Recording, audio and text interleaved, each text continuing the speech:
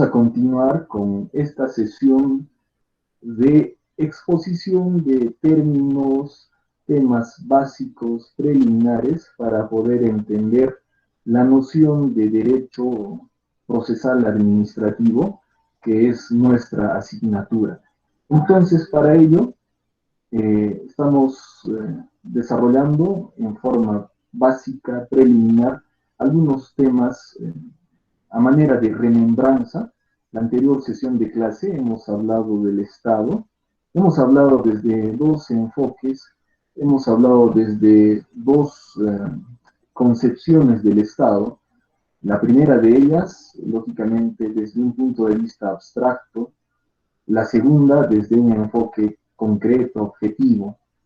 Pero quisiera que me apoyen con la intervención a efectos de recopilar lo que hemos dicho respecto del Estado en la anterior sesión de clase.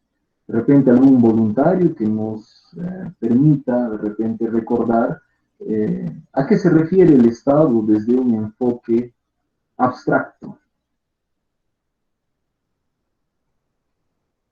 Lógicamente pueden participar y se va a reconocer la participación, ¿no?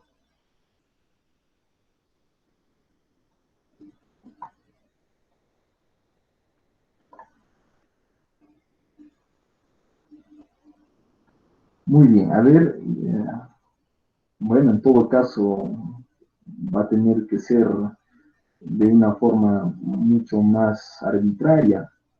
Voy a elegir al azar. A ver, el señor Edgar C. Carlos. Presente, doctor. Muy bien, Edgar.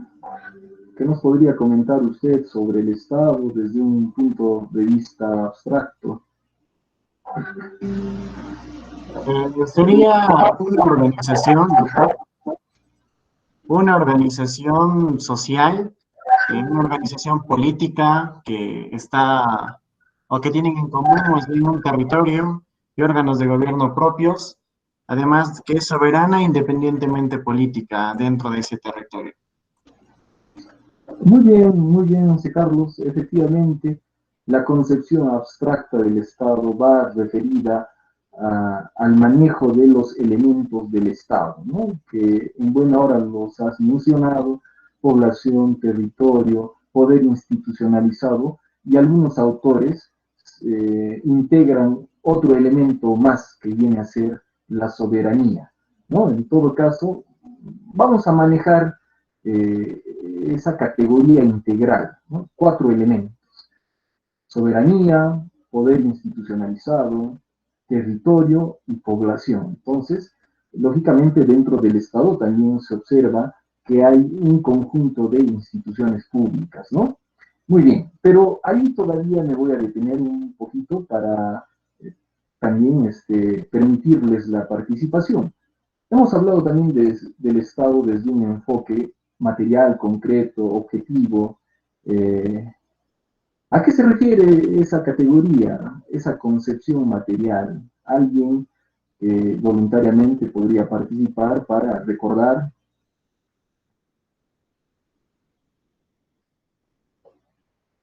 Doctor, Muy bien, eh, adelante, señorita. el enfoque material objetivo está referido a las instituciones públicas que prestan servicios públicos para garantizar los derechos humanos. Muy bien, Leonor. Muy bien, Leonor. Efectivamente, entonces tenemos una red de instituciones públicas que tienen la finalidad de prestar servicios públicos para garantizar los derechos fundamentales de nuestra Constitución. O sea, a partir de ese concepto, lógicamente vamos a entender el significado del artículo 1 de nuestra Constitución, que señala que el fin supremo de la sociedad y del Estado es la persona humana y su dignidad, ¿no es cierto? Entonces, el Estado, sus instituciones públicas han sido creadas justamente para atender a la persona humana, ¿no? Procurar garantizar sus necesidades, ¿no? Luego habíamos hablado también de que comprender el derecho administrativo y comprender el derecho procesal administrativo también implica entender que las instituciones públicas se comportan y se deben de entender como un factor determinante para el desarrollo de la sociedad, ¿no es cierto?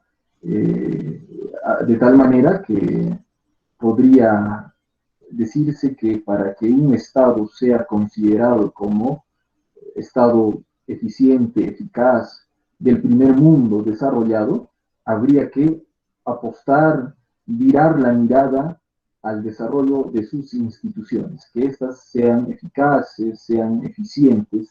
Ya habíamos puesto como ejemplo algún lugar, ¿no es cierto?, del orbe. ¿Cuál era ese país que representa de repente el modelo a seguir? Doctor, es Alemania.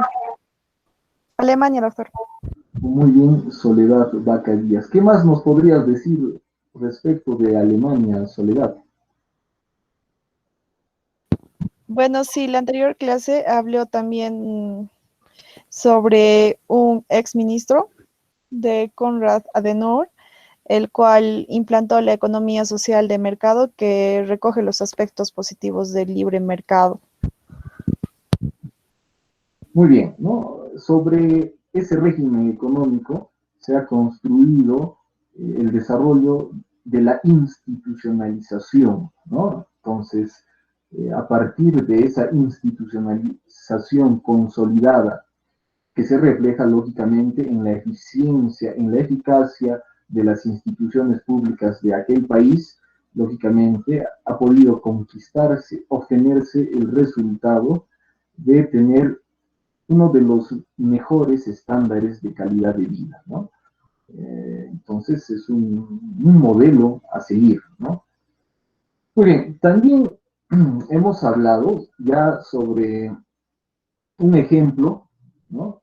Un ejemplo sobre un ciudadano que desea garantizar, promover sus derechos fundamentales reconocidos en la Constitución, y para ello este ciudadano realiza un procedimiento administrativo. Nos quedamos en mesa de partes, me parece, ¿no es cierto? Muy bien, entonces, ahora vamos a introducirnos un poquito más en el procedimiento administrativo, ¿no? Hemos hablado ya muchos conceptos que atañen, ¿no es cierto?, al derecho administrativo y también, lógicamente, al derecho procesal administrativo, pero ahora nos vamos a referir un poquito más al procedimiento administrativo. Para ello vamos a seguir con este ejemplo ilustrativo.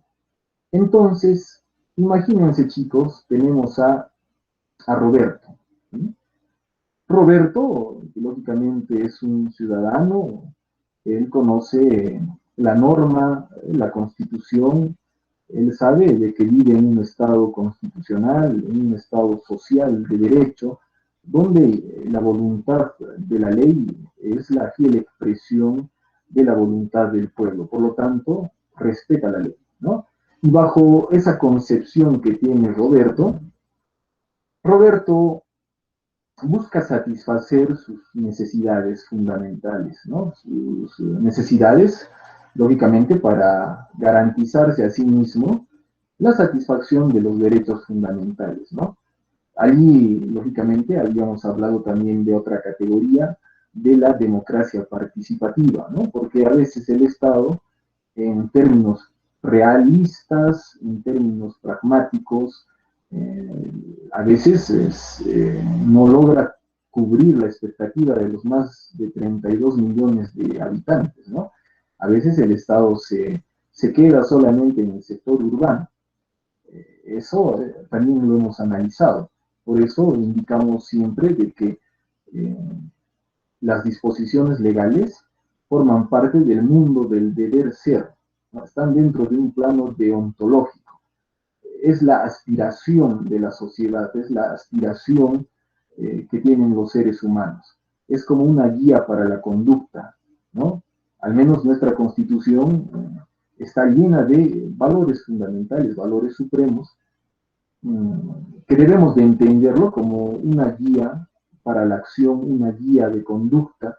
Aquí están los valores supremos que aspiramos, ¿no?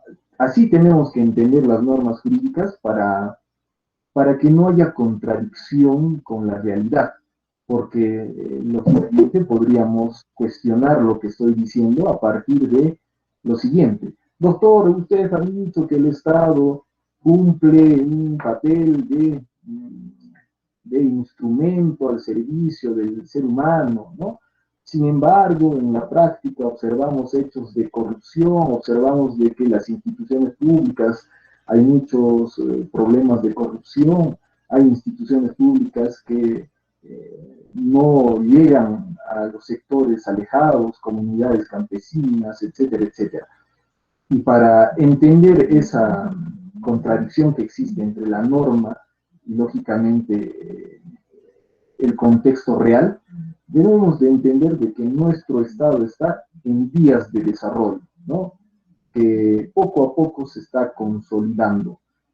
Es evidente que hay problemas de corrupción, de ineficiencia institucional, eso es bastante cierto, pero en líneas generales, el Estado también se está consolidando poco a poco, ¿no?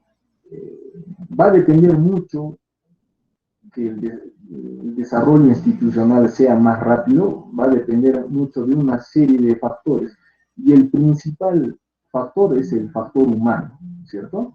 Muy bien. Entonces, que quede claro esa aclaración para que la exposición, lógicamente, se entienda también en un contexto real, ¿no es cierto? Entonces, valga la aclaración. Muy bien, entonces, Roberto necesita satisfacer sus necesidades básicas. Él quiere aperturar un comercio, en este caso quiere abrir un restaurante, ¿no? Pero dentro de un Estado social de derecho, ya lo sabemos, se debe de dar primacía, prevalencia a las disposiciones jurídicas. Las leyes están para cumplirse. En ese sentido, existe un conjunto de normas de naturaleza administrativa que van a establecer una serie de requisitos para que, en este caso, Roberto pueda ejercer legalmente su derecho de trabajo o finalmente su derecho a la libertad de empresa, ya que él quiere instaurar un restaurante, ¿no es cierto? Entonces, ¿qué va a hacer Roberto? Primeramente, tendrá que ir a la municipalidad donde Roberto está proyectando instalar o alquilar el local para poder poner su restaurante, ¿no es cierto? Entonces irá a la municipalidad X. En la municipalidad X, lógicamente, va a encontrar el texto único de procedimientos administrativos, que es el TUPA, esas son las siglas, TUPA, texto único de procedimientos administrativos. Allí va a encontrar en forma taxativa, en forma objetiva, la presencia de los requisitos que se debe de conseguir para poder obtener la autorización municipal. En ese TUPA también él va a observar los plazos, o sea, en el sentido de cuánto demora ese procedimiento, todo de manera transparente va a estar explícito en ese TUPA. Por ejemplo, estamos imaginándonos el procedimiento de solicitud de licencia municipal para apertura de restaurante, pongamos como ejemplo, demora unos 10 días, ¿no? En ese TUPA también se va a establecer cuáles son los requisitos que hay que presentar, ¿no? A qué autoridad se debe de presentar y qué autoridad va a resolver dicha solicitud. Todo en forma transparente está allí, explícito en el TUPA, que toda institución pública la tiene, no solamente las municipalidades. ¿Ah? Todas las instituciones públicas que prestan servicios públicos tienen ese texto único de procedimientos administrativos que tiene una característica interesante, que es la de adaptabilidad al contexto real, ¿no?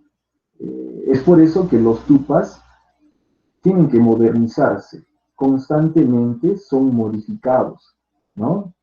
Generalmente cada 2 años, generalmente cada 3 años se cambian los TUPAs, se adaptan al nuevo contexto moderno, tecnológico, etcétera, etcétera.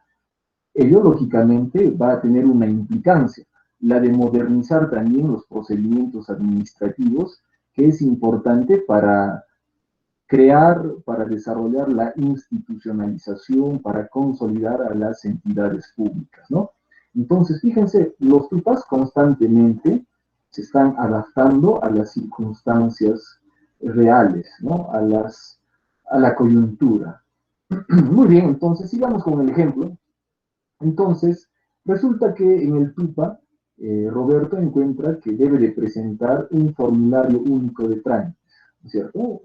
El famoso FUT, que ustedes lo conocen porque en nuestra universidad, para solicitar cualquier, digamos, pedido, siempre adquirimos el FUT, ¿no es cierto? Que tiene un costo mínimo de 3 soles y, bueno, es un formato en el cual, lógicamente, llenamos nuestras generales de ley, correo electrónico, nuestros datos, y finalmente aclaramos el pedido, ¿no? Allí hay una parte especial para poder llenar el pedido. Entonces son formatos que buscan simplificar el trámite, ¿no?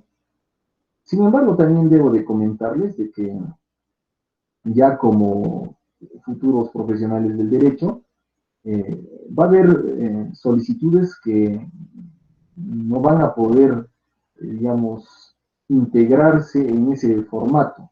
El formato se va a convertir solamente en eso, en un formato, en un vehículo, ¿no? Para poder iniciar el trámite. Sin embargo, los hombres del derecho estamos acostumbrados siempre a cumplir los requisitos que exige la ley del procedimiento administrativo general, en el sentido de que toda solicitud debe de cumplir una formalidad, y uno de esos requisitos viene a ser la fundamentación de hechos y la fundamentación jurídica. Entonces, hay algunos escritos que necesariamente van a tener que ir con una fundamentación bastante desarrollada, bien estructurada, donde se demuestre el manejo y respaldo de la norma, la jurisprudencia administrativa, y por qué no decir la judicial, que también podría aplicarse tranquilamente en el fuero administrativo, ¿no? Entonces, la petición que vaya a canalizar el abogado en su escrito, generalmente va a caracterizarse porque tiene que ser una solicitud bien estructurada, bien desarrollada en cuanto al manejo de los argumentos jurídicos. De tal manera que de esa manera puedes justificar también el precio que le vayas a cobrar a tu patrocinado, ¿no?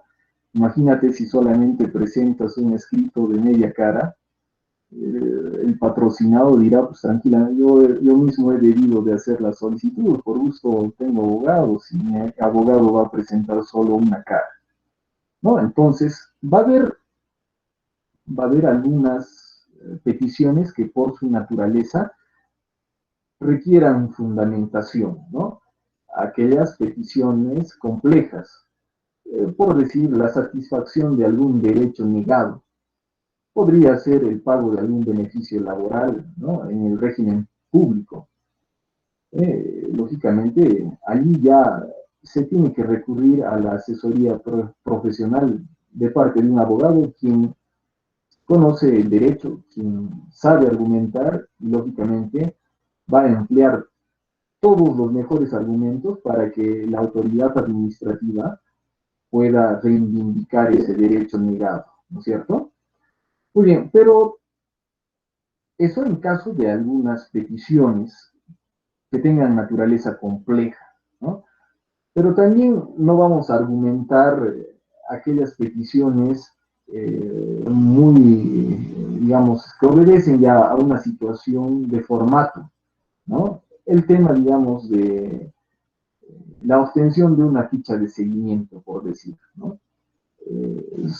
Lógicamente ahí podría obviarse la argumentación, pero para mantener ese enfoque jurídico, por lo menos pongámosle el respaldo de la normativa que sustenta la petición de obtención de ficha de seguimiento. Entonces vamos a revisar el reglamento académico. En el reglamento académico, allí está el artículo pertinente que respalda esa solicitud de ficha de seguimiento, ¿no? Entonces, no por el hecho que sea un trámite simple, una solicitud simple de esa naturaleza, en nuestra condición de abogados o en la condición de futuros abogados, no vayamos a obviar. Tratemos ya de acostumbrarnos al empleo de los dispositivos legales. Entonces ahí pequeñito nomás, ¿no? Solicito ficha de seguimiento conforme al dispositivo tal del reglamento académico. Ah, bueno, suficiente, ¿no? Tampoco vayamos a abusar, ¿no? Y hacer todo un desarrollo argumentativo, ¿no? Porque no lo merece esa solicitud, ¿no? Pero bueno, ahí va la aclaración.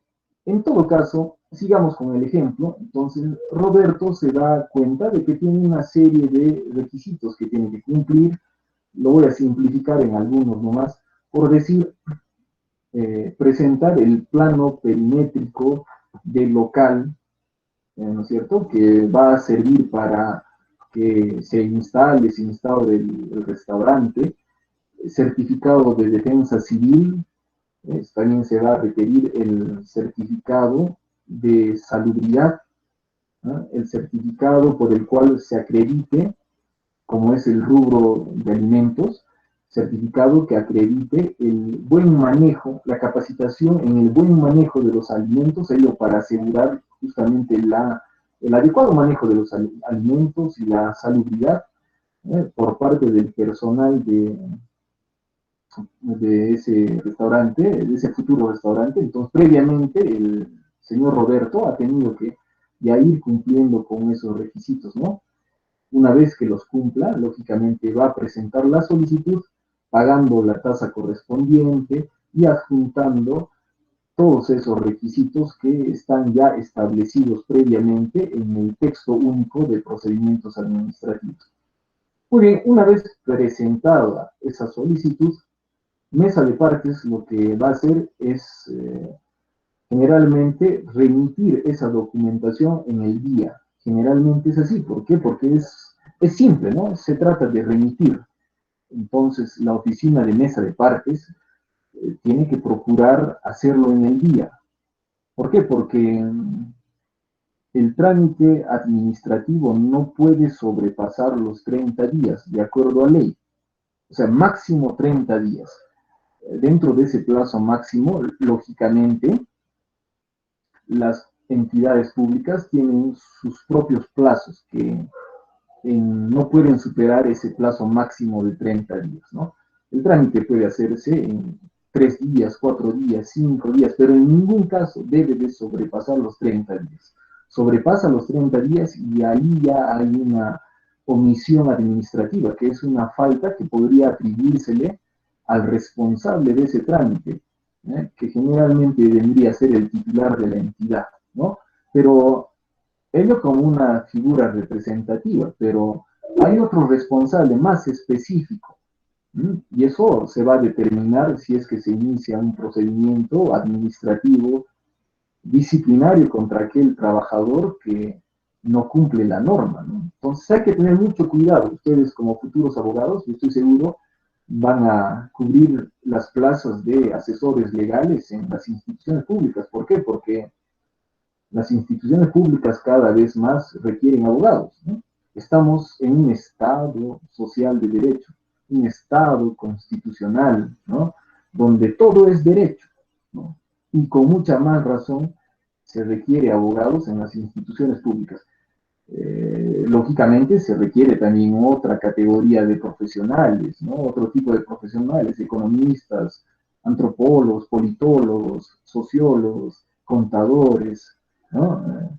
Pero también, seamos claros, se requiere también abogados, y con mucha más razón. ¿Por qué? Porque en una institución pública todos los días hay que estar revisando el diario El Peruano, hay que estar interpretando la norma, lógicamente para que la institución se maneje dentro de lo legal. Porque sería un error garrafal que una institución pública no acate la ley, no cumpla con las disposiciones normativas. Allí habría ya una serie de infracciones contra la ley que podrían calificarse también, podrían tener trascendencia penal inclusive, ¿no? Entonces, fíjense, entonces en algún momento ustedes van a tener que ser los custodios del procedimiento administrativo. Y ustedes, como futuros asesores legales de las instituciones públicas, van a ser los consultores.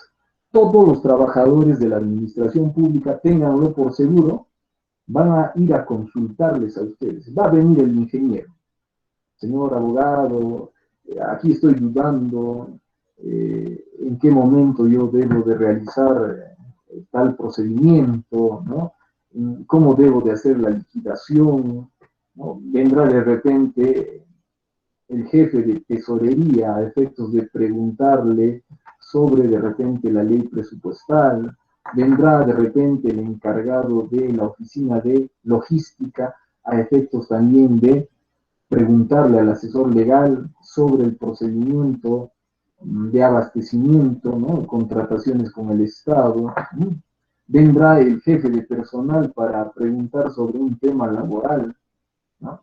Irá donde el asesor legal y le preguntará cuánto debo de pagar por concepto de aguinaldo, ¿no? A un obrero, ¿no? Fíjate, y así sucesivamente. Entonces, el mundo administrativo es amplísimo, es gigantesco, ¿no? Hay muchas submaterias, subespecialidades, ¿no? Por lo tanto, el abogado que vaya a ser asesor legal debe de inmiscuirse en estos temas, ¿no? Y es interesante porque también las remuneraciones no son nada desalentadoras, ¿no? Ahora el asesor legal está a un nivel gerencial. Entonces, fíjense, hay una serie de ventajas. Ahora, el hecho de trabajar en una institución pública, lógicamente te da la posibilidad de aprender cada día más, ya desde dentro de la institución, que es capital, es importantísimo, ¿no? Ya tienes otro enfoque, otra mirada, ya conoces al monstruo por dentro, lógicamente, figuradamente hablando, ¿no? Entonces, fíjate, te da otra noción, te da otro criterio, y lógicamente, sobre esa base que ya de repente prosigas en las capacitaciones, en la especialización teórica, ya es algo bastante importante, ¿no? Muy bien, entonces sigamos con el ejemplo de Roberto. Muy bien, entonces, mesa de partes lo que va a tener que hacer es remitirlo en el plazo que establece su propio texto único de procedimientos administrativos. Si no respeta su propio texto único de procedimientos administrativos, ahí el servidor público ya estaría cometiendo una falta, ¿no?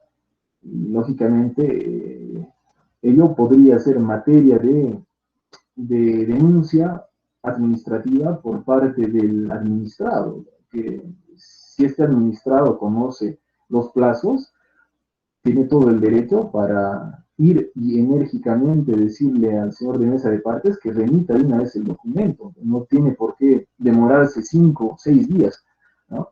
En la práctica hay mucho de estos sucesos, ¿no? A veces el trámite se duerme, ¿no? Se duerme, pero no por culpa de la norma. La norma no está mal. Quien está mal, lamentablemente, es el ser humano, ¿no? El ser humano que de repente no conoce su propio texto único de procedimientos administrativos. Ha aprendido el trámite en la práctica y lógicamente allí hay una desventaja. En esas circunstancias no va a poder hacerse eficiente el procedimiento administrativo. Y si no hay un procedimiento administrativo eficiente, no puede hablarse de una institución pública eficiente. Allí se está demorando. Esa demora en el procedimiento administrativo tiene una serie de impacto negativo, por supuesto, en la dimensión económica, social, desarrollo humano, ¿no?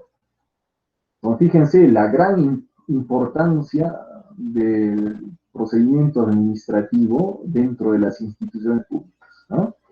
Muy bien, entonces, lo que va a ser el área de unidad de trámite documentario o mesa de partes, ustedes han podido ver, ¿no es cierto? En nuestra universidad tenemos una unidad de trámite documentario, una oficina encargada de recepcionar documentos, ¿no? Ello, lógicamente, lo van a evidenciar en toda institución pública. Toda institución pública tiene una unidad de trámite documentario. Allí donde se centraliza el ingreso de documentación. Y también es la unidad que, en algunos casos, posibilita la notificación de los actos administrativos. Pero lo importante aquí es reconocer de que las instituciones públicas todas tienen una oficina de trámite documentario. Trámite documentario, también conocida como unidad documentaria, mesa de partes, ¿no? Existe en el Poder Judicial, lo han visto ustedes, en los tribunales de justicia hay una oficina encargada de donde se pueden ingresar los documentos. Eso lo observamos en el registro público, en el registro civil, municipalidades, gobiernos regionales, etcétera, etcétera, ¿no? Municipalidades. Muy bien. Entonces, ¿qué va a hacer el personal de mesa de partes?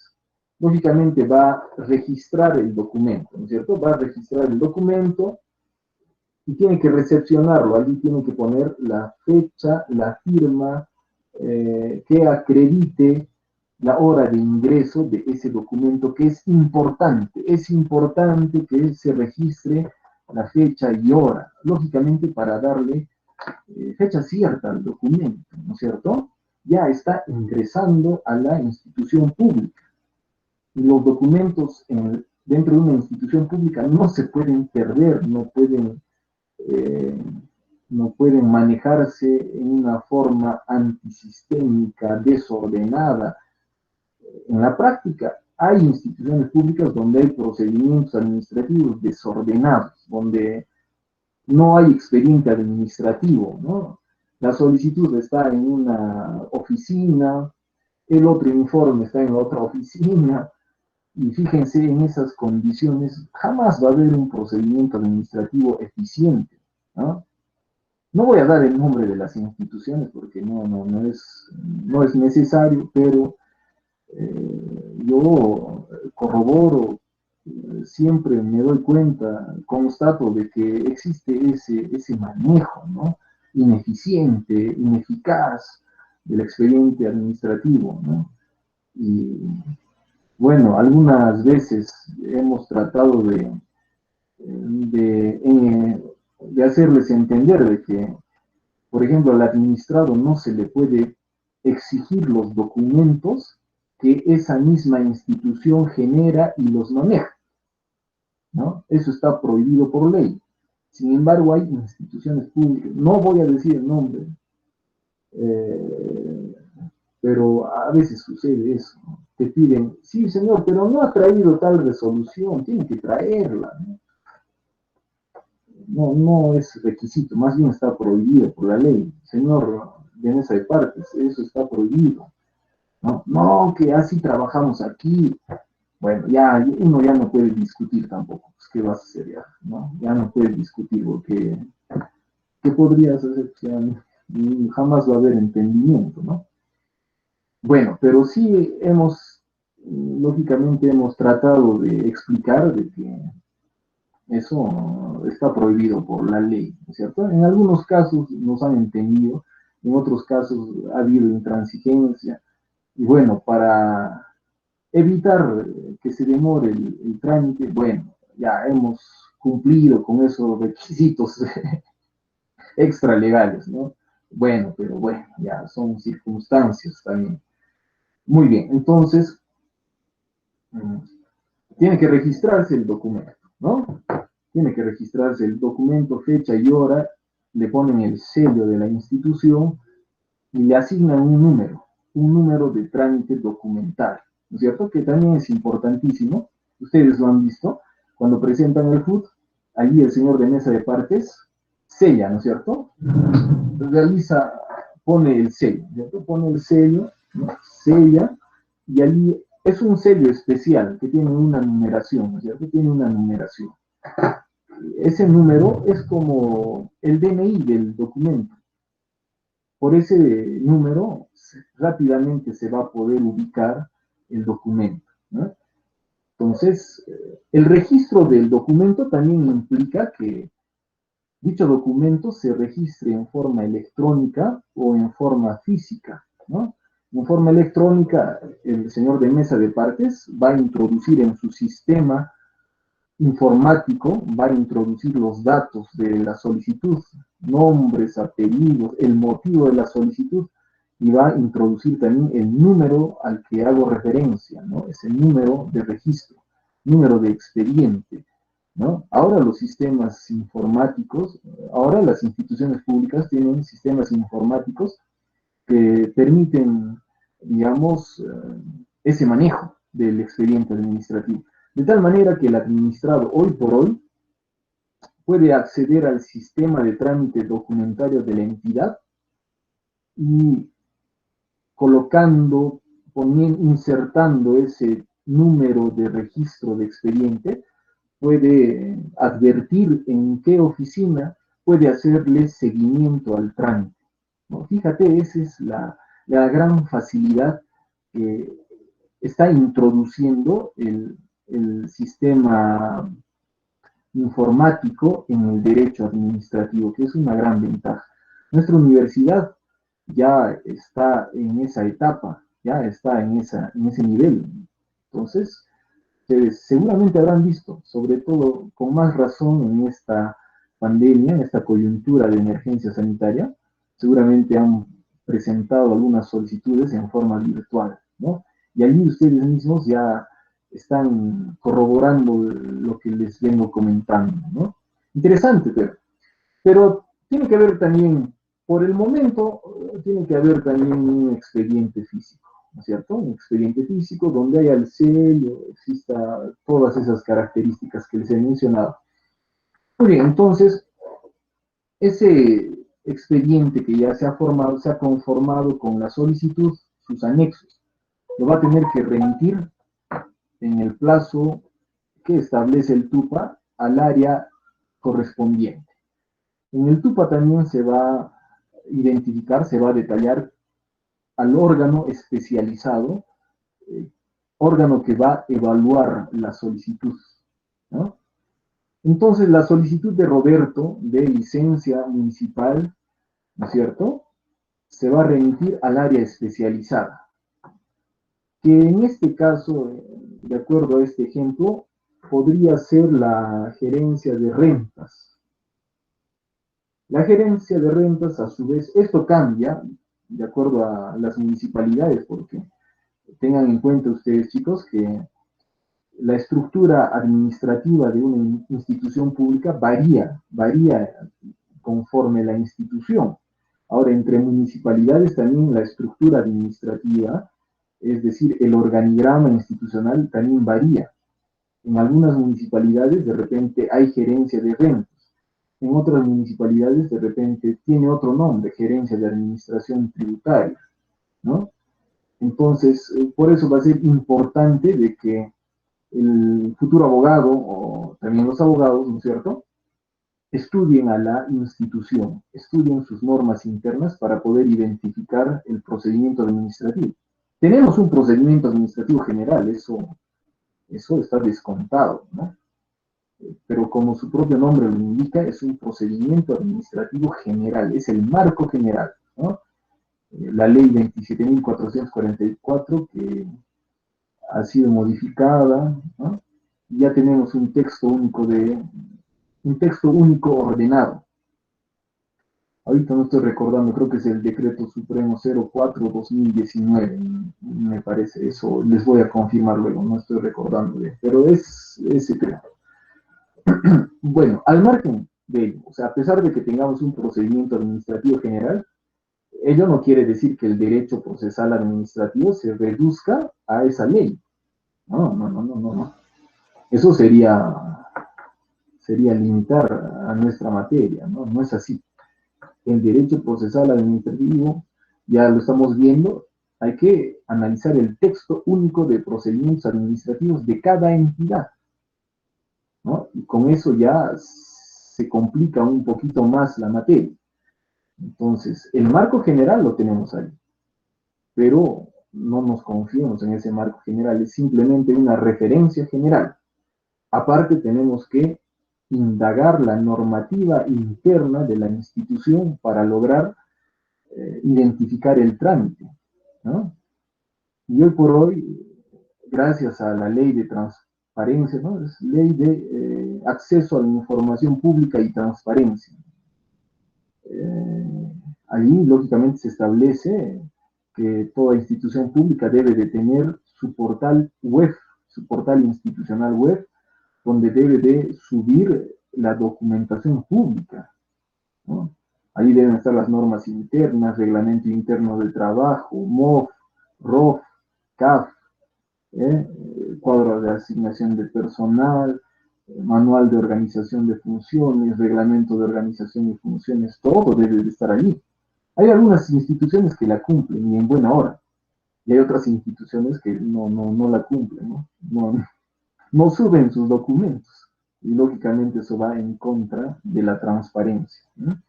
Pero estamos seguros que poco a poco van a alinearse, ¿no? a la exigencia virtual. Muy bien, entonces, recalco, siempre hay que revisar la normativa interna de cada institución, revisar el organigrama, revisar el TUPA, revisar el MOF, Manual de Organización y Funciones, revisar el ROF, Reglamento de Organización y Funciones, básicamente, ¿no? Básicamente. Muy bien, entonces, ¿qué es lo que va a hacer Mesa de Partes? Remitir el documento al área especializada. Entonces, voy aclarando, eso va a depender de la institución, ¿no? Para el ejemplo vamos a tener de que ese documento se va a enviar a la unidad de licencias municipales, que está adscrita a su vez a la gerencia de rentas, ¿no? Eso bajo nuestro ejemplo. Muy bien, entonces, de acuerdo al texto único de procedimientos administrativos de esa entidad, de esa municipalidad X, el área especializada, ¿no? La unidad de licencias municipales, tendrá que atender esa solicitud dentro del plazo que está establecido en su propio TUPA, para no sobrepasar los plazos máximos que están en el TUPA, ¿no es cierto? Entonces, ¿qué es lo que va a hacer el responsable de esa unidad de licencias municipales? Lógicamente tenemos a un jefe, ¿no es cierto? Tenemos a un jefe, un directivo, ¿no? Un jefe, jefe de unidad, ¿no? El jefe de unidad, en la práctica lo que sucede es esto, ¿no es cierto? El jefe de unidad es jefe. A ver, ¿cómo le explicaría esto? El jefe se encarga, digamos, de resolver los problemas de su unidad, los problemas complejos sobre todo, ¿no? De impulsar, de guiar, de asesorar a los demás trabajadores que están bajo su subordinación, de orientarlos, de inducirlos al buen procedimiento. Generalmente esa es la labor del jefe, ¿no? Simplemente en términos prácticos, bueno, está fiscalizando, está yendo a ver si sus chambeadores, los trabajadores están cumpliendo los plazos, está controlando, está supervisando, pero un trabajo operativo real, eso no lo hace, ¿no? Él firma nomás, firma los proyectos de dictámenes que realizan los trabajadores que están adscritos a él, es decir, los asistentes administrativos, ¿no? O especialistas administrativos. Entonces tenemos un jefe. Ese jefe es el responsable de esa unidad, responsable del personal a su cargo. Para el ejemplo, resulta que hay cuatro especialistas administrativos, ¿no? Es decir, 4 abogados, ya pongámoslo así, son 4 abogados que se distribuyen la carga, se distribuyen el trabajo, es decir, todos los expedientes relativos a licencias municipales se los distribuyen entre los 4. Uno será licencias municipales de, digamos, de restaurantes, el otro será licencia municipal de, pongámosle, de, a ver,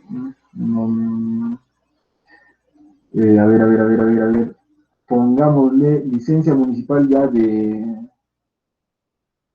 centros de conciliación, ya, es un ejemplo, no se me viene otro. El otro será de repente el que atiende las peticiones sobre autorización municipal de comercio de bebidas, ¿ya? Bebidas. El otro de repente es responsable de la licencia de municipalidades de discotecas, ¿ya? Pongámoslo así, ¿ya? Muy bien, entre los 4 se han dividido el trabajo, ¿no es cierto? ¿Y quién se encarga de supervisar, de controlar? El jefe, ¿no es cierto? El jefe que tiene una función de esa naturaleza, ¿no? Si por ahí hay demasiada carga, de repente ya depende del jefe, puede apoyar en forma operativa con los procedimientos, pero generalmente no sucede eso. El jefe simplemente está circulando, ¿no? Viendo que se cumpla el trabajo, ¿no? Y hace despacho, ¿no? ¿Qué es hacer el despacho? El señor de mesa de partes llega con todos los documentos a la unidad de licencias municipales.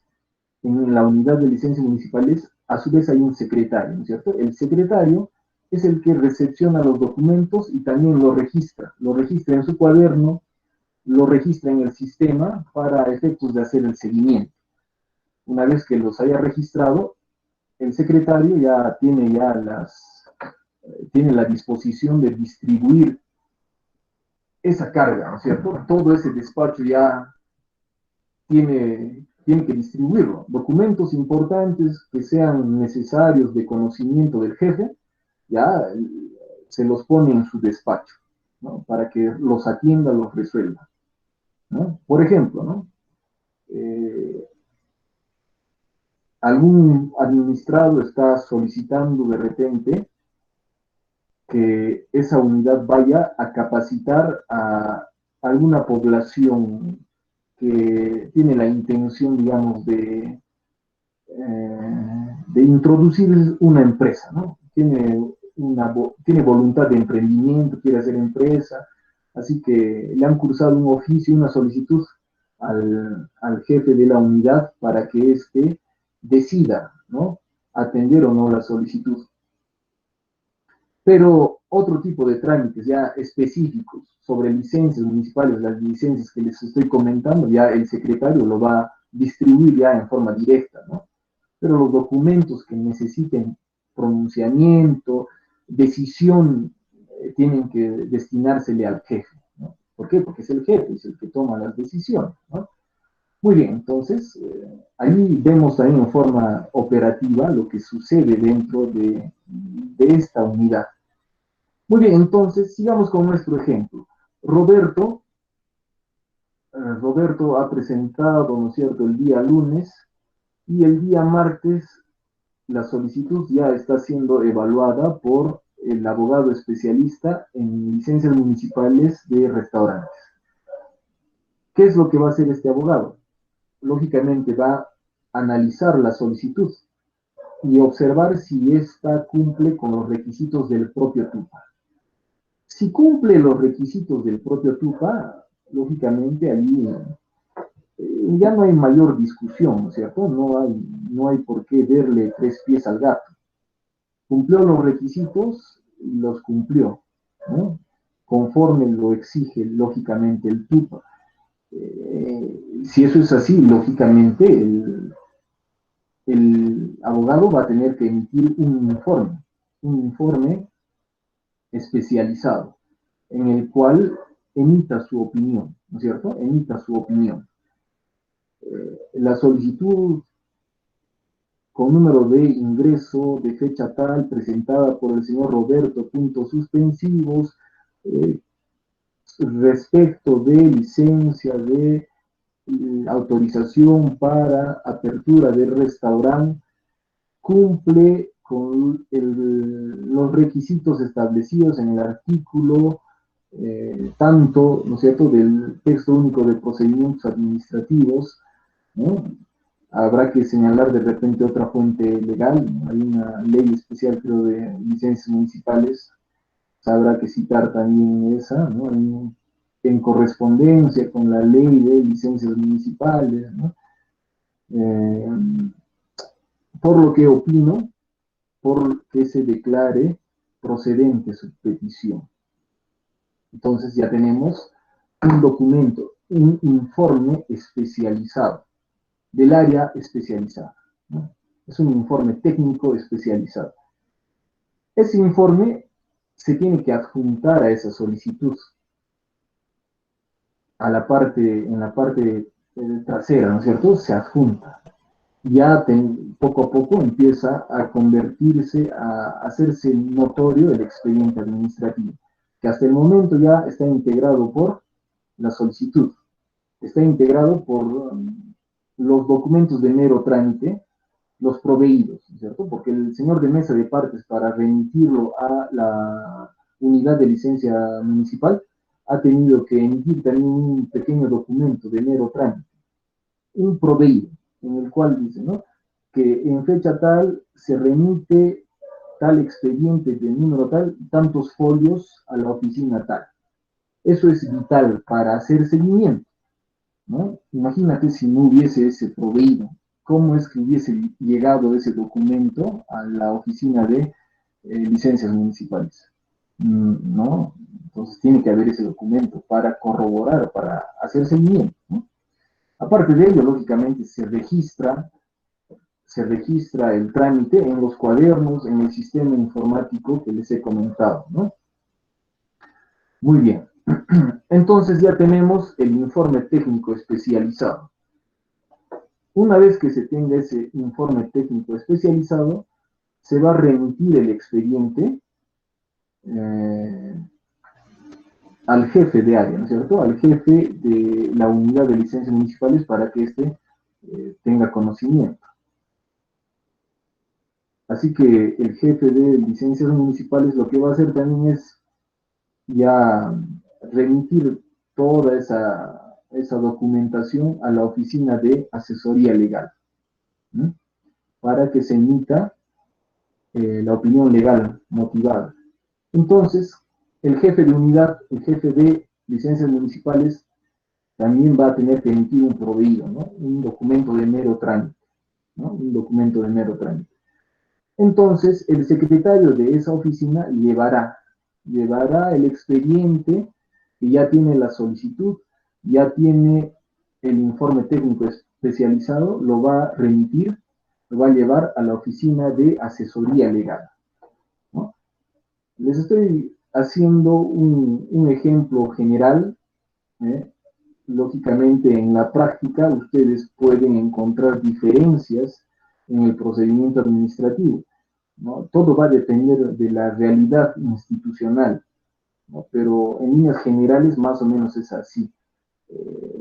Puede variar de repente, después de haber emitido el informe de técnico especializado, se requiere que el otro abogado de esa oficina emita otro informe técnico especializado sobre materia de rentas, por decir, ¿no? Todo eso va a depender ya del propio procedimiento de cada entidad, pero en líneas generales les estoy dando ese ejemplo para tener una noción, ¿no es cierto?, del trámite administrativo. Muy bien, entonces, el expediente está subiendo a asesoría legal. En asesoría legal también el secretario de asesoría legal o el personal auxiliar tendrá que recepcionar ese documento, tiene que recepcionarlo, ¿no? No puede negarse a la recepción, eso no, tiene que recepcionar el documento. En la práctica he visto que algunas oficinas no aceptaban los documentos porque no querían recargarse el trabajo. Y lógicamente allí también se evidencia otro defecto de la institución, ¿no? De la institución. No debería ser así, ¿no? Bueno, tarde o temprano igual van a tener que aceptar el documento, ¿no? Pero el hecho de negarse en ese momento retrasa muchas cosas. Entonces, bueno, en lo posible, lógicamente, hay que aceptarlos, hay que recepcionar el documento.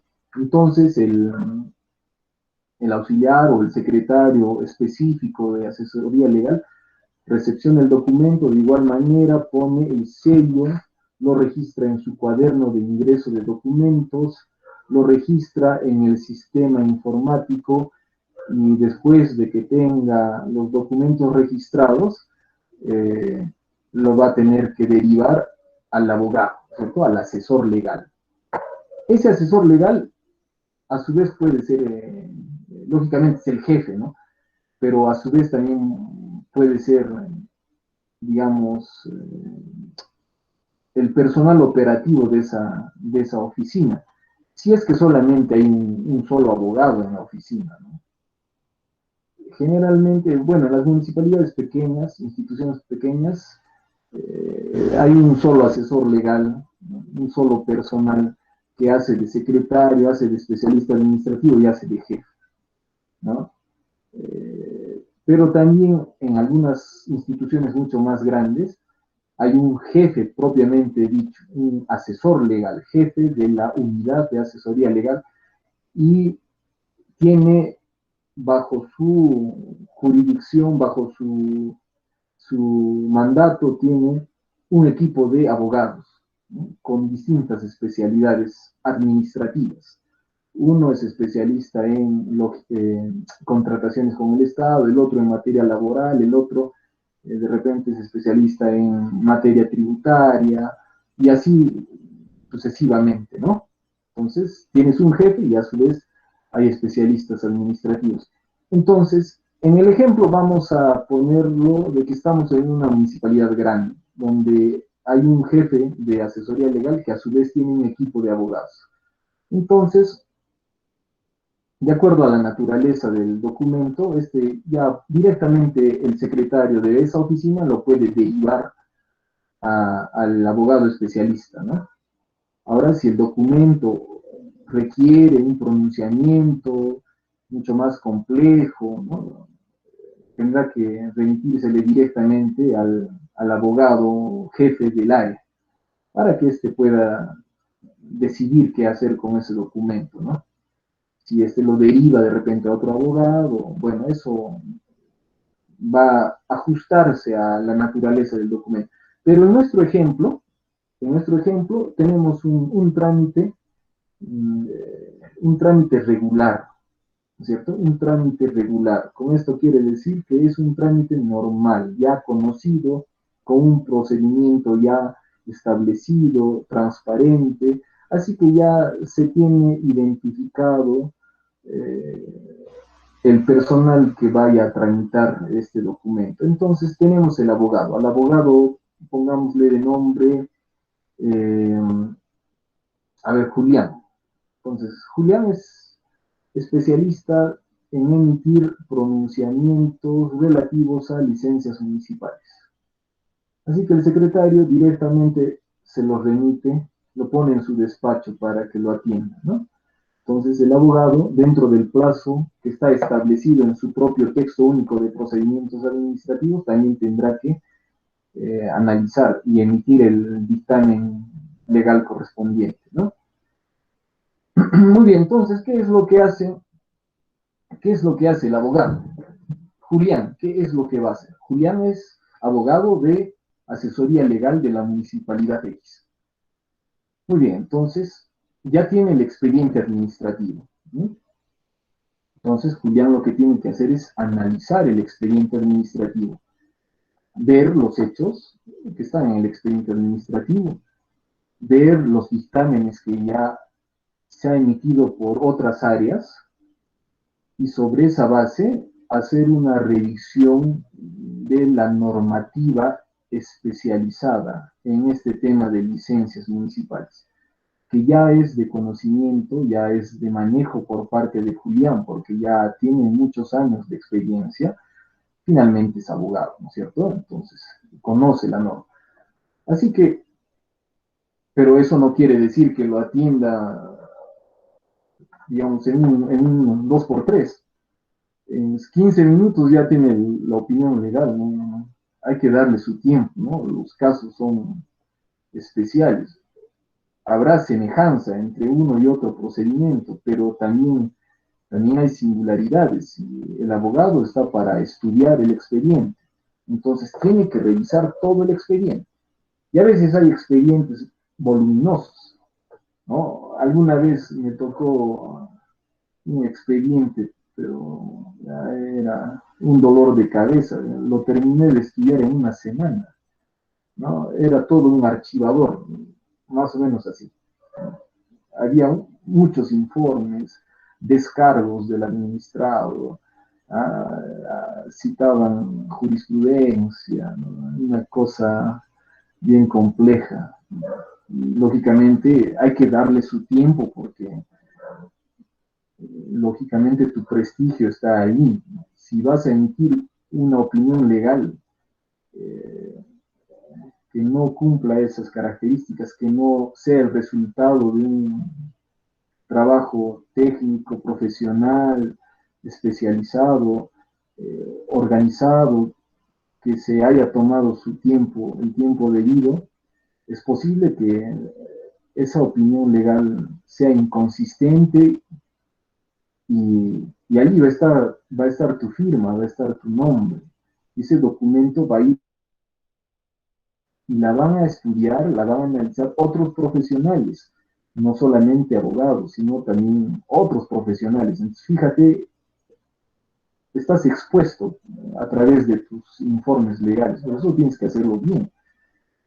Imagínate si es un documento que lo has emitido sin darle el tiempo correspondiente, ¿no? Y por ahí en el trabajo, así como en todo lugar, lógicamente no todos son vistos de la mejor manera, ¿no? Siempre hay rivalidades, siempre hay celos profesionales y en el mundo laboral se ve bastante eso. Entonces, por eso hay que cuidar mucho nuestro trabajo, porque si se encuentra algún defecto, ténganlo por seguro que mañana mismo, después de que hayas presentado ese documento, mañana mismo van a estar yendo a reclamarte, no solamente el administrado, de repente los otros compañeros de trabajo también van a estar cuestionándote, va a haber quejas, ¿no? Van a ir de repente directo donde tu jefe a quejarse de tu persona,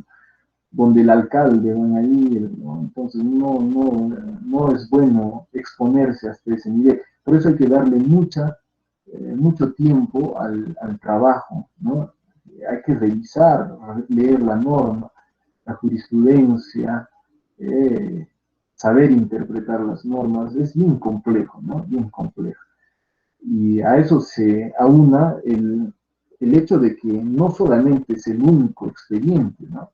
Sino que tienes varios, ¿no? Y también tienes mucha presión, porque el administrado está viniendo, ya está yendo a la asesoría legal a la oficina, y es, doctor, mi documento ya está en su oficina, estoy esperando varios días, por favor, acelérelo, ¿no? Tienes presión también por ese lado, ¿no? Entonces, fíjense a lo que está expuesto el abogado, ¿no? Pero en buena hora les aprovecho la oportunidad para comentarles todo esto, para que ya tengan conocimiento de ello, ¿no?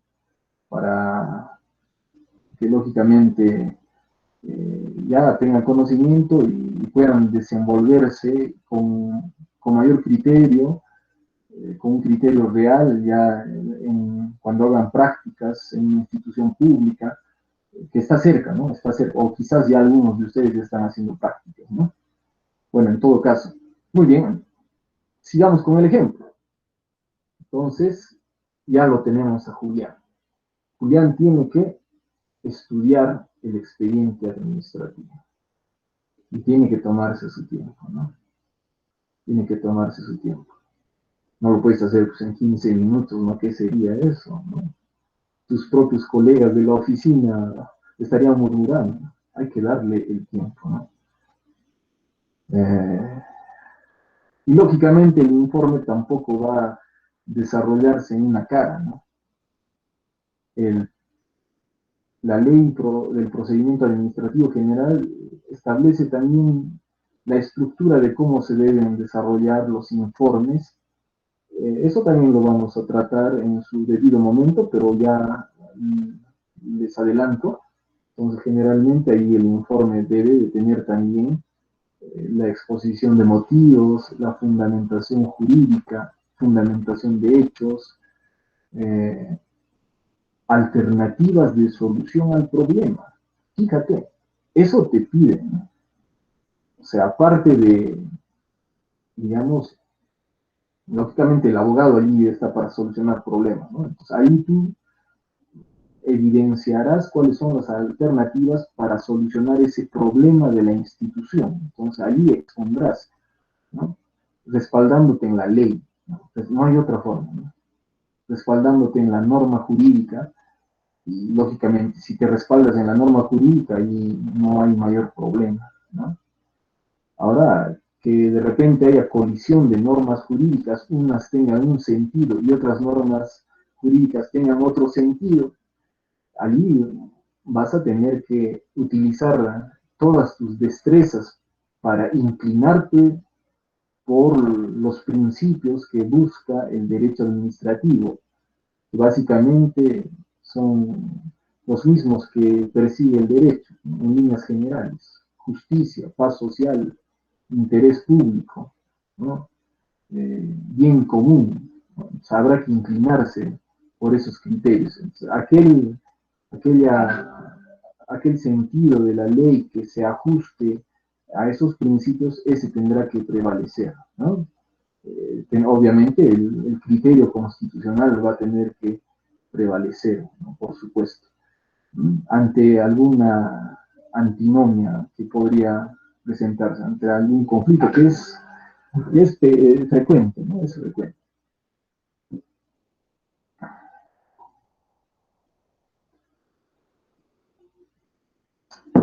Muy bien, entonces, estábamos en lo siguiente, ¿no es cierto? El informe, el trabajo que va a emitir Julián, va a ser un informe técnico especializado legal, ¿no? Un informe técnico especializado jurídico, donde se va a opinar, ¿cierto? Porque tengan en cuenta que los trabajadores, en este caso Julián es un especialista administrativo, no tiene facultad de decisión, pero sí tiene facultad para poder opinar, ¿no? Eso es lo oficial. Que dentro de esa opinión, lógicamente en la práctica Julián va a mostrar el camino, prácticamente estaría decidiendo, ¿no? Ya le estaría diciendo al alcalde: de esta manera vas a decidir. Claro, eso es en la práctica, ¿no? Pero en forma oficial, quien tiene poder de decisión es la autoridad administrativa, y Julián no es autoridad administrativa, es trabajador, servidor público, especialista administrativo. Entonces, el abogado opina, ¿no? Ya quien decide es el alcalde, ¿no? Muy bien.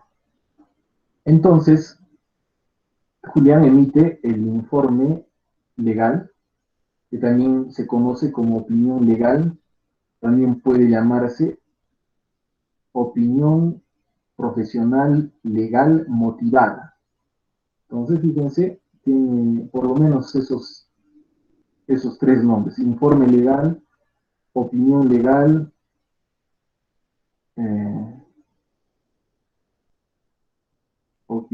informe profesional legal motivado, ¿cierto? O opinión profesional legal motivada, ¿no? Entonces ya tres nombres. Muy bien, entonces, como les decía, este informe tiene que ser bien estructurado, bien desarrollado, porque va a ser la carta de presentación de Julián, ¿no es cierto? El informe lo van a leer todos. Ese expediente administrativo va a pasar por todas las áreas y finalmente va a llegar hasta donde el alcalde, ¿no? Y ahí van a revisarlo. Y el alcalde tiene su propia secretaria o secretario, el secretario general. Y generalmente el secretario general es abogado, generalmente, ¿no? Es más, no he visto un secretario general que tenga otra formación profesional, ¿no? Siempre es abogado, generalmente, ¿no? Es que no habría otro profesional. El secretario general se encarga de emitir los actos administrativos, proyectar las resoluciones municipales, proyectar los actos administrativos, ¿no? De tal manera que necesariamente se requiere de un abogado. Bueno, salvo que el CAF, el cuadro de asignación de personal, diga: para tal plaza se requiere abogado con tantos años de experiencia profesional, y también se requiere de repente, a ver, ¿qué podría requerir? Asistente social, no podría haber, ¿no? Contador, ¿no? Bueno, dejémoslo ahí, ¿no? Entonces ya, ¿quién va a ser el secretario general? Va a ser el abogado, un abogado también, colega del asesor legal, colega de Julián también. Y ellos van a cumplir una labor bien práctica de ser los custodios de la legalidad, de la gestión del alcalde, ¿no? Aparte del asesor legal, también el secretario general, que generalmente es persona de confianza del alcalde, es quien le cubre las espaldas, quien va a dar la opinión, ¿no es cierto?, respecto del informe legal o de los demás expedientes administrativos. Entonces, fíjate, el secretario general, si encuentra algún error, lógicamente se lo va a hacer saber al alcalde, ¿no? Ahora, si de repente también mantiene identificación con Julián, en todo caso irá, ¿no? Oye, Julián, mira, aquí te has equivocado, aquí la norma señala otra cosa, entonces modifica ese tu informe antes de que lo presentemos, ¿no? Si existe ese nivel de solidaridad, en buena hora, ¿no? Pero a veces no hay eso, pues, dentro de lo laboral, ¿no? Dentro del mundo laboral. ¿Por qué? Porque a veces hay rivalidades, cosas de esa naturaleza, ¿no? En todo caso, hay que tener mucho cuidado. Muy bien, entonces, ya tenemos, ¿no es cierto?, la solicitud, el informe especializado del área de licencias municipales.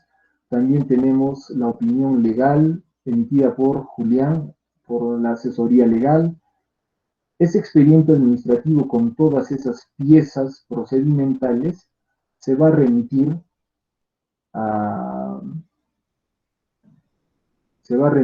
a Secretaría General, ¿cierto? Secretaría General, y ahí lógicamente se va a proyectar la resolución administrativa que va a contener el acto administrativo. ¿Sí? Entonces tenemos una opinión favorable por parte de la opinión especializada del área de licencias municipales. También tenemos la opinión legal de Julián, que está declarando procedente también la petición, la atención de esa petición.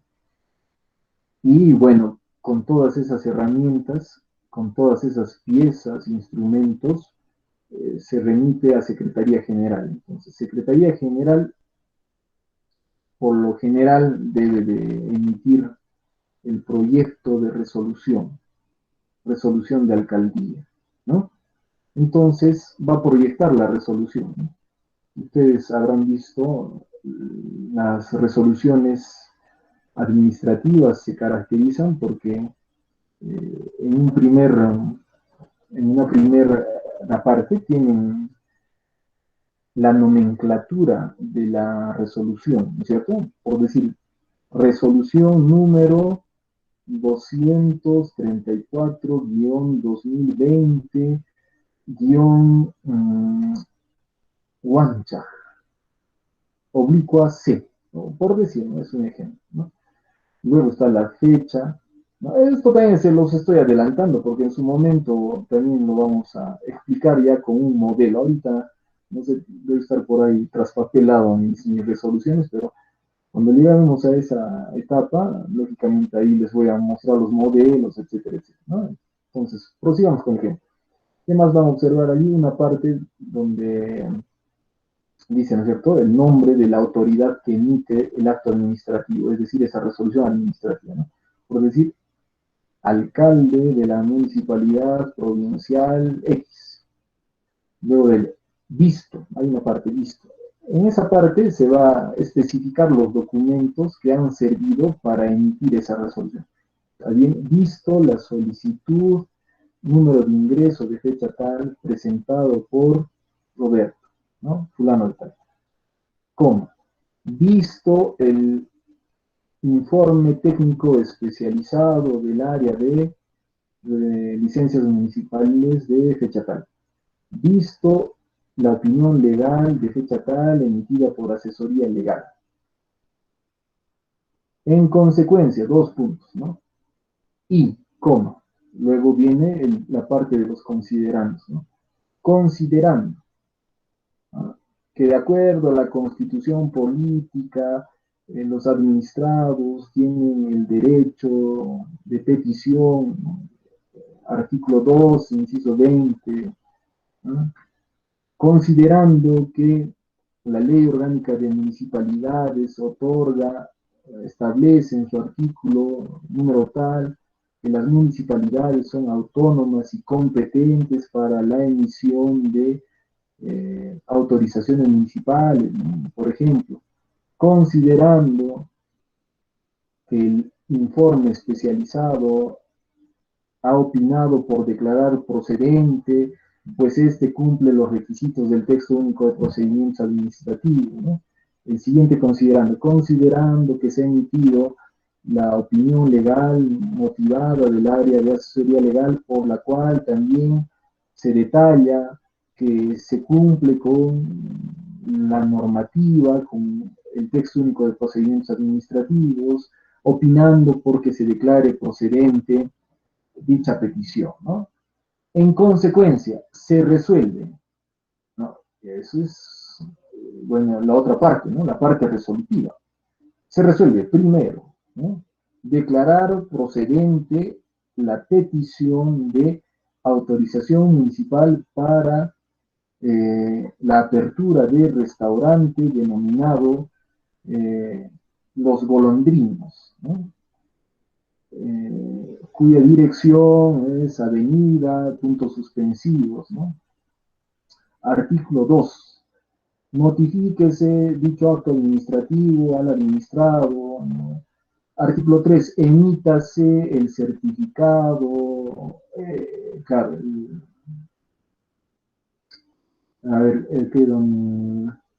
emítase el título municipal correspondiente para efectos de que Roberto lo ponga en la pared, ¿no es cierto?, de su local, allí, ¿no? Entonces, emítase el diploma correspondiente, ¿no? Sello, firma del alcalde, ¿no? Ese es el acto administrativo, ¿no? Entonces, bueno, básicamente allí tenemos todo el procedimiento administrativo de primera instancia. Ahora, ¿cuándo vamos a hablar de segunda instancia? Cuando de repente ha sido declarado improcedente esa solicitud. Ese acto administrativo ha declarado improcedente la solicitud. ¿No es cierto? La ha declarado improcedente. Entonces, frente a esa improcedencia, ¿qué es lo que tiene que hacer Roberto? Bueno, eso les pregunto, para que no sea un monólogo. A ver, chicos, de paso voy a aprovechar y voy a un poquito tomar mi cafecito. Muy bien, a ver, yo les pregunto a ustedes.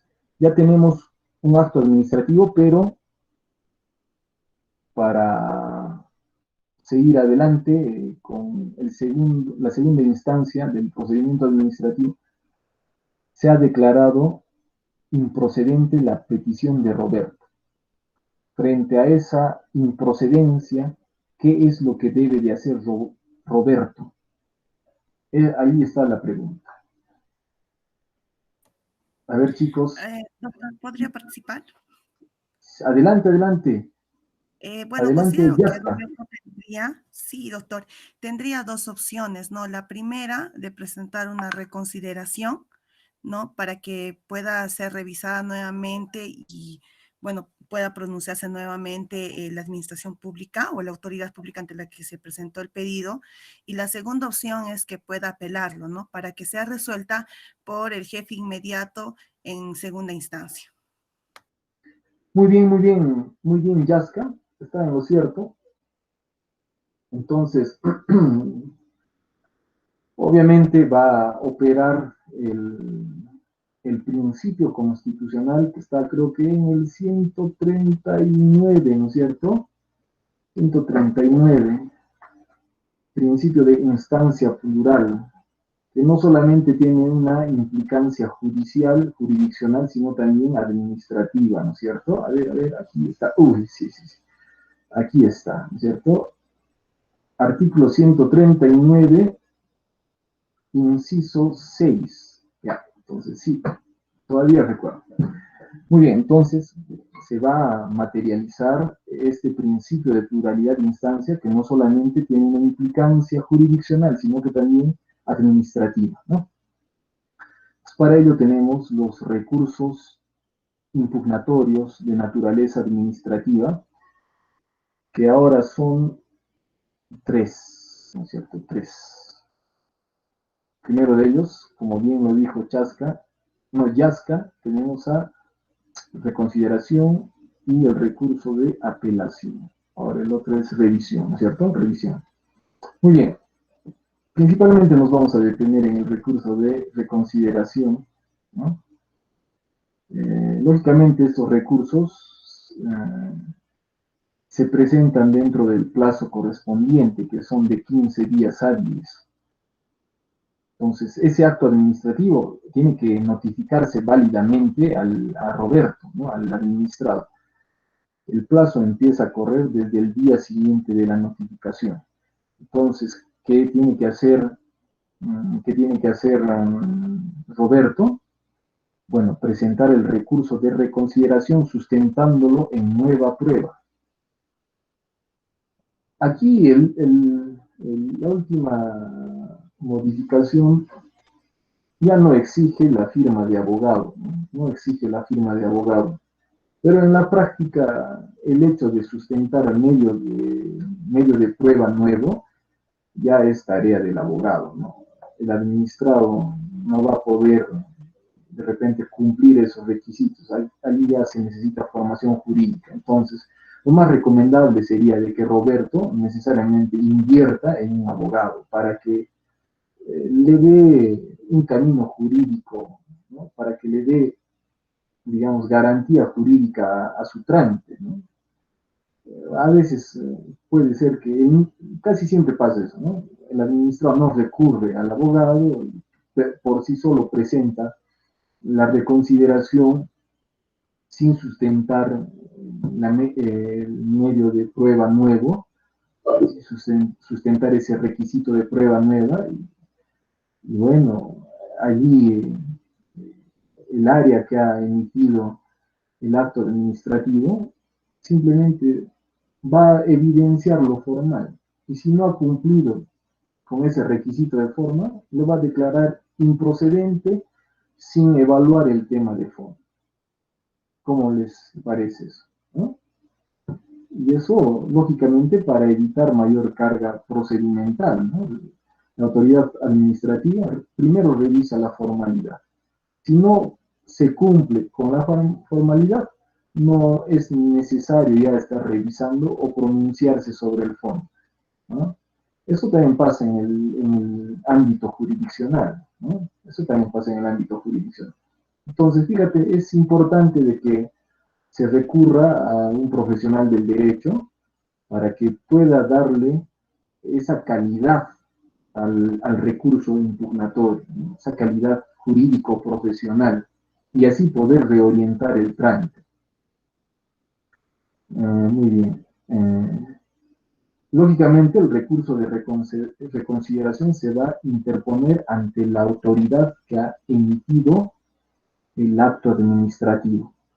En el ejemplo que les he puesto, lógicamente voy a reordenar ese ejemplo. En todo caso, quien va a emitir el acto administrativo de primera instancia va a ser el gerente de rentas. Pongámoslo así para que se engarce con los recursos administrativos, ¿no? Ello también va a obedecer al procedimiento interno. Entonces, es importante de que el abogado revise la normativa interna para evidenciar la competencia, para evidenciar qué autoridad es la legítima, la competente para emitir el acto de primera instancia administrativa, ¿no? Entonces, estamos reordenando nuestro ejemplo. No es el alcalde, sino es el gerente de rentas, ¿ya? El que ha emitido la resolución que está declarando improcedente la solicitud. Contra esa resolución, dentro de 15 días hábiles, tiene que presentar recurso de reconsideración sustentándose en nueva prueba. Pero también Roberto lo puede hacer de frente. De frente puede interponer el recurso de apelación, y ese recurso de apelación se interpone contra la autoridad que ha emitido el acto de primera instancia para que ésta la remita al superior jerárquico. El superior jerárquico, en este caso, para nuestro ejemplo, va a ser el alcalde, ¿no? Pero aquí también aclaro, esto también va a obedecer al procedimiento interno de cada institución. O sea, es vital repasar el reglamento de organización y funciones donde se establece la competencia de los funcionarios públicos. Allí están las prerrogativas, obligaciones, competencias, facultades de la autoridad administrativa. Y a partir de esa revisión de la documentación interna, vamos a identificar al funcionario competente, ¿no? Muy bien, entonces Roberto también puede interponer el recurso de apelación dentro de los 15 días. El recurso de apelación se sustenta ya en puro derecho, ¿no? En puro derecho, es decir, se debe de sustentar en la no aplicación de alguna norma o la aplicación errónea de algún criterio jurídico. El tema de los hechos ya pasa a segundo plano. Entonces, ello también en gran medida lo va a entender un abogado, ¿no? Si Roberto sigue empecinado en hacer él mismo sus recursos, puede ser que también el secretario general se dé cuenta de que se está obviando una formalidad que exige también es 15 días el recurso de apelación, se está obviando alguna formalidad. En todo caso, lo que va a hacer el secretario va a ser proyectar la resolución en el sentido de que se declare improcedente el recurso de apelación por no haber cumplido una formalidad, no haber argumentado el apartamiento del derecho, ¿no? Entonces, y allí se dispone también el agotamiento de la vía administrativa, ¿no? Bueno, ya para terminar, les adelanto de que ese acto administrativo que agota la vía administrativa, que va a ser la resolución que emite el alcalde, lógicamente va a poder ser cuestionada en otro escenario, en el escenario jurisdiccional, judicial. a través del proceso contencioso administrativo, que también forma parte del derecho procesal administrativo. Entonces, el día de hoy ha sido bastante importante la sesión. Hemos hablado en líneas generales de todo el interín desarrollo del procedimiento administrativo. Ya hemos adelantado recursos impugnatorios, ya también estamos adelantando el tema del contencioso administrativo, temas muy, muy interesantes, muy bonitos. A buena hora he grabado esta sesión de clase. Ahora sí, la voy a descargar y la voy a subir al YouTube o, bueno, al Classroom, ¿no es cierto? Para que sea de acceso a todos ustedes.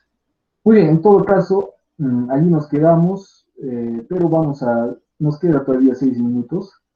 Eh, Vamos a dar apertura a las consultas o alguna participación a través de aportes, ¿no?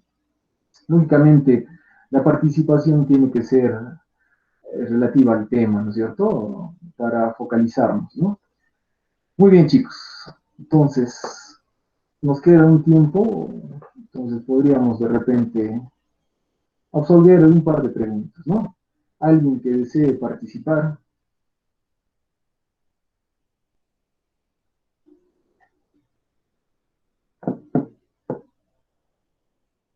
Doctor, más bien quería preguntar. Adelante. Sí, me confundí un poco. En primera instancia, ¿quién es quien emite ese acto, esa resolución? Ya. Muy bien, en todo caso, de acuerdo a nuestro ejemplo, aquí nuevamente les aclaro, chicos, para efectos de nuestro ejemplo, quien ha emitido la resolución que está declarando improcedente la solicitud de autorización municipal es el gerente de rentas, ¿no? Para nuestro ejemplo. Aclarando de que en el contexto real puede haber una diferencia en el procedimiento, ¿no? Entre una entidad u otra. Para evitarse esa problemática, habrá que revisar la normativa interna de esa municipalidad para poder determinar la competencia de la autoridad. Pero para nuestro ejemplo, el gerente de rentas, ¿no? Que es el gerente del jefe de la unidad de licencias municipales. Entonces hay una gerencia de rentas, a su vez está adscrita a esta gerencia de rentas la unidad de licencias municipales. Entonces, ello para entender nuestro ejemplo. ¿Ya? Muy bien. Doctor, disculpe, quería hacer una acotación respecto al texto único de procedimientos administrativos. Doctor, ¿lo podemos deducir como un instrumento que destruye la incertidumbre en estos tipos de procedimientos administrativos? Pues teniendo en cuenta de que las personas ya al tener ese documento en sus manos, pues prevén cuáles son los costos, los plazos, los requisitos y la forma en cómo se va a llevar este proceso administrativo. Por supuesto, sí. El texto único de procedimientos administrativos tranquilamente cumpliría con esas características que lo has detallado bien, ¿no es cierto? Evelyn, ¿verdad? Sí, doctor. Estás en lo cierto, muy bien, muy bien. Estás en lo cierto. Doctor, Adelante, Helen, adelante. doctor, usted mencionó de que estaba prohibido de que al administrado se le pida documentos de la misma institución, algo así lo entendí, no pude poder entenderle a fondo. No sé si podría decir un ejemplo. Claro, claro. Sí, ahorita no tengo el dispositivo a la mano. Bueno, estar por aquí está para buscar. Pero para la siguiente clase yo voy a buscar el dispositivo específico, pero sin embargo yo me recuerdo, sé que es así, pero la ley prohíbe, la ley del procedimiento administrativo general prohíbe que exigir los documentos que esa propia entidad maneja. Si, por ejemplo, tenemos, ¿no es cierto?, tenemos a un trabajador de la municipalidad y este trabajador está solicitando el pago de vacaciones truncas y presenta su documento y el señor de mesa de partes le dice, señor, pero usted tiene que presentar sus contratos laborales para que le puedan atender esta solicitud. Ese contrato es de manejo de la entidad, está custodiada por el área de personal, de tal manera que el documento está dentro de la entidad, es de manejo de la entidad, por lo tanto sería, digamos, un contrasentido exigirle aún más documentos que la propia entidad los tiene, ¿no es cierto? Entonces, en ese sentido va esa prohibición. Y es una práctica que generalmente se realiza en algunas instituciones, ¿no?, por desconocimiento justamente de esa prohibición, ¿no? Muy bien. Gracias. ¿Alguna otra pregunta, duda, comentario? Doctor, disculpe, en el caso de la apelación, ¿cuál es esa segunda instancia a la que se refiere la persona en caso de que no se le haya declarado procedente? Ya, muy bien, muy bien, muy bien. Yoshi, ¿verdad? Ya, muy bien. Sí, doctor. La segunda instancia en el fuero administrativo va a poder entenderse cuando el documento haya sido apelado y el documento suba a la autoridad competente superior a la autoridad que ha emitido el primer acto administrativo. En el ejemplo que les he dado, el primer acto administrativo lo ha emitido la gerencia de rentas. Entonces, Roberto ha interpuesto el recurso de apelación y ese expediente administrativo, motivo del recurso de apelación, va a subir a la segunda instancia, es decir, donde la autoridad administrativa superior, que en el ejemplo, en el caso de nuestro ejemplo, vendría a ser el alcalde, ¿no?, quien va a emitir el acto administrativo de segunda instancia. Gracias, doctor. Muy bien, chicos, ya es las 9. En todo caso, nos quedamos allí. Ya continuaríamos el día lunes, ¿verdad? En todo caso, les garantizo, esta sesión sí la he grabado y la vamos a subir al Classroom para que sea de acceso para todos ustedes, ¿no? No habiendo mayor comentario o participación, en todo caso, nos quedaríamos allí